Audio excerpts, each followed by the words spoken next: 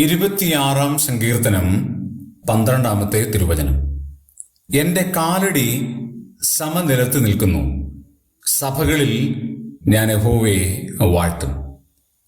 ദാവീദിന്റെ നിഷ്കളങ്കമായ ഒരു ധ്യാനമാണ്, പ്രാർത്ഥനയാണ്, ഒരു കീർത്തനമാണ് 26 സങ്കീർത്തനം. അതിൽ തൻ്റെ പ്രാർത്ഥന നമുക്ക് കാണാൻ കഴിയും. ന്യായം പാലിച്ചു തരണം, ഞാൻ ശോധന ചെയ്യണം, എന്നെ പരീക്ഷിക്കണം, എൻ്റെ ഹൃദയത്തെ പരിശോധിക്കണം, ഇങ്ങനെയുള്ള കാര്യങ്ങൾ അവിടെ പറയുകയാണ്. മാത്രവുമല്ല, സ്തോത്രം ചെയ്യുന്നുണ്ട്. കർത്താവിൻ്റെ സന്നിധിയിൽ സ്തോത്രസ്വരം കേൾപ്പിക്കേണ്ടതിന് അത്ഭുതങ്ങളെയൊക്കെ ഞാൻ വർണ്ണിക്കുന്നു എന്ന് പറയാം.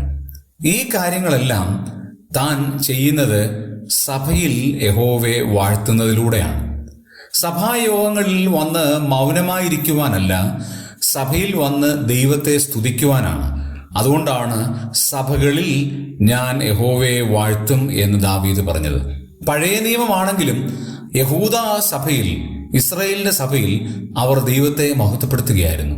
അങ്ങനെയാണെങ്കിൽ പുതിയ നിയമ വിശ്വാസികളായ നാം എത്രമാത്രം ദൈവത്തെ സ്തുതിക്കുവാനും സ്തോത്രം ചെയ്യുവാനും കടംപ്പെട്ടവരാണ് എന്നുള്ള യാഥാർത്ഥ്യം തിരിച്ചറിയണം.